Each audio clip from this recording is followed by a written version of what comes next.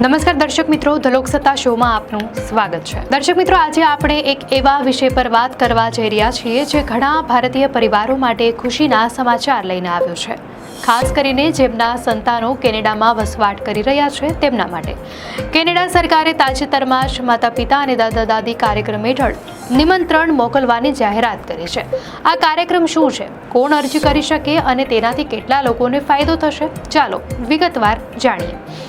Canada visa website પર જુલાઈ 16ના રોજ પ્રકાશિત નોટિફિકેશન અનુસાર 2025 પીજીપી નિમંત્રણ રાઉન્ડ જુલાઈ 28થી શરૂ થશે। ઇમિગ્રેશન, રેફ્યુજીસ એન્ડ સિટીઝનશીપ કેનેડા જુલાઈ 28થી શરૂ થતા 2 સપ્તાહના સમયગાળામાં 17,860 નિમંત્રણો મોકલશે। આ પૈકીની 10,000 અરજીઓની પસંદગી કાયમી નિવાસની મંજૂરી માટે કરવામાં આવશે। આ એક મોટી સંખ્યા છે જે ઘણા પરિવારોને ફરી એક થવાનો અવસર આપશે।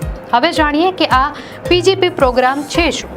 પીજીપી એટલે કે parents and grandparents program એક વિશેષ કાર્યક્રમ છે જેની મારફત કેનેડાના નાગરિકો અને સ્થાયી નિવાસીઓ પીઆર પોતાના માતા પિતા કે દાદા દાદીને કાયમી નિવાસ માટે આમંત્રિત કરી શકે છે। આનો અર્થ એ છે કે જો તમારા બાળકો કેનેડામાં સ્થાયી થયા હોય અને તેઓ પાત્રતા ધરાવતા હોય તો તેઓ તમને કેનેડામાં સ્થાયી રૂપે રહેવા માટે સ્પોન્સર કરી શકે છે। હવે જાણીએ કે કોને નિમંત્રણ મળશે। નોટિફિકેશનમાં સ્પષ્ટ જણાવવામાં આવ્યું છે કે જે પ્રાયોજકોએ 2020માં અરજી કરી હતી અને જેમને હજુ સુધી અરજી કરવાનું નિમંત્રણ ન મળ્યું હોય તેમને જુલાઈ 28થી શરૂ થતા 2 સપ્તાહના સમયગાળામાં તેમના ઈમેલ્સ તપાસવાની સલાહ આપવામાં આવી છે।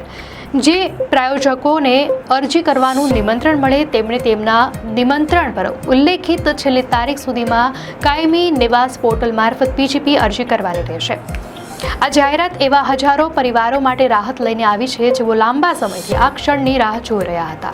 કોવિડ મહામારીને કારણે ઘણી ફાઇલો અટવાઈ ગઈ હતી, પરંતુ કેનેડા સરકારના આ નિર્ણયથી પ્રક્રિયા ફરીથી ગતિમાં આવશે। પીજીપી પ્રોગ્રામ હેઠળ માતા પિતા કે દાદા દાદીને કેનેડા આમંત્રિત કરવા માટે પ્રાયોજક માટે કેટલીક મહત્વપૂર્ણ શરતો અને પાત્રતાના માપદંડ નક્કી કરવામાં આવ્યા છે।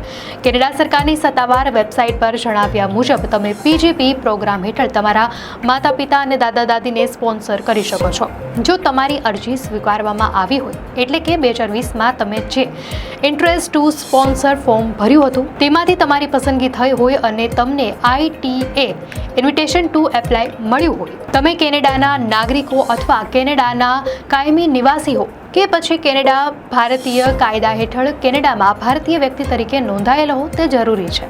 તમે જે લોકોને આમંત્રણ આપી રહ્યા છો તેમના માટે તમારી પાસે પૂરતું નાણાકીય ભંડોળ હોવું જોઈએ। આ માટે તમારે તમારી આવકનો પુરાવો આપવો પડશે।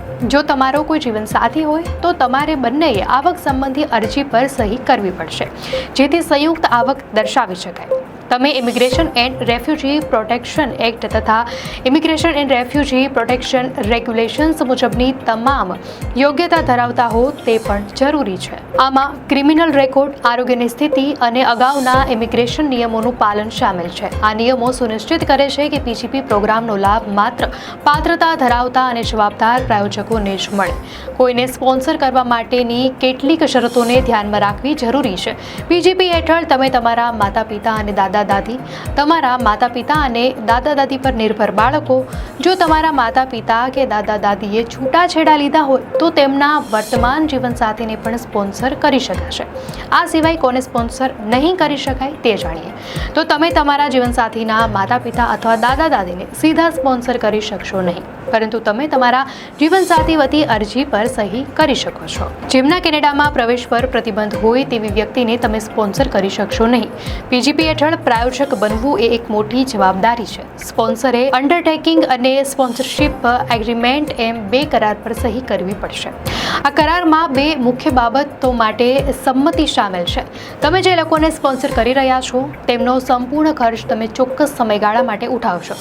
તમે જે વ્યક્તિને સ્પોન્સર કરી રહ્યા છો તેઓ કેનેડા સરકાર પાસે સામાજિક સહાય માટે અરજી કરી શકશે નહીં।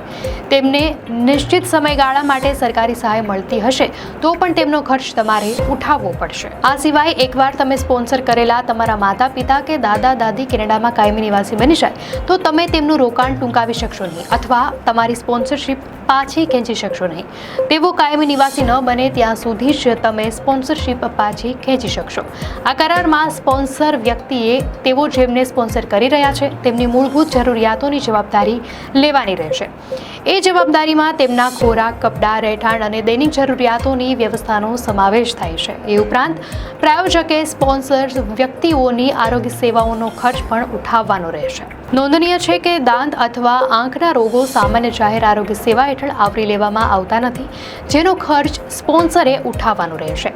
સુપર વિઝા અને વિઝિટર વિઝાથી પીજીપી કેવી રીતે અલગ છે તે જાણીએ. સુપર વિઝા આ એક એવા વિઝા છે જેની મારફત કેનેડાના નાગરિકો અને સ્થાયી નિવાસીઓના માતા પિતા કે દાદા દાદી તેમના સંતાનોને મળવા માટે કેનેડા જઈ શકે છે અને ત્યાં 5 વર્ષ સુધી રહી શકે છે. કેનેડા ગયા બાદ તેમના વિઝાની મુદત લંબાવી શકાય છે અને તેઓ કેનેડામાં 10 વર્ષ સુધી મલ્ટિપલ એન્ટ્રી પણ કરી શકે છે. સુપર વિઝાનો પ્રોસેસિંગ ટાઈમ પીજીપી કરતાં ઓછો છે. વિઝિટર વિઝા આ હેઠળ અરજદાર વધુમાં વધુ 6 મહિના રહી શકે છે. આમંત્રણ પત્ર મળ્યા બાદ જ અરજી કરવાની રહેશે. આમંત્રણ પત્ર વિના અરજી કરવાનો કોઈ અર્થ નથી. અરજી માટે તમે તમારું ફોર્મ, ફોટોગ્રાફ અને અન્ય જરૂરી દસ્તાવેજો ઓનલાઈન અપલોડ કરી શકો છો. આ સિવાય કેનેડા સરકારના ઇમિગ્રેશન વિભાગની સૂચના પછી તમે તમારું મેડિકલ, પોલીસ વેરિફિકેશન અને બાયોમેટ્રિક્સ કરાવી શકો છો. સીવે વિઝા મેનેજિંગ ડિરેક્ટર ગુરપ્રીત સિંહે જણાવ્યું હતું કે કોવિડને કારણે અનેક લોકોની ફાઇલો અટવાઈ ગઈ હતી, પરંતુ કેનેડા સરકારના તાજેતરના આ નિર્ણયને કારણે લોકોને ઘણી રાહત થશે. તેથી આમંત્રણપત્રની રાહ જોઈ રહેલા લોકો તેમના ઈમેલ ચકાસતા રહે અને તેમના તમામ દસ્તાવેજો સમયસર જમા કરાવી દે તે બહુ જરૂરી છે. તો દર્શકો, આ હતી કેનેડા માતા પિતા અને દાદા દાદી કાર્યક્રમ અને સુપર વિઝા વિશેની સંપૂર્ણ માહિતી. આશા છે કે આ માહિતી તમને ઉપયોગી થશે. દુનિયાની આવી જ શ્રેષ્ઠ ખબરો માટે ધ લોકસત્તા ચેનલને સબસ્ક્રાઇબ કરો.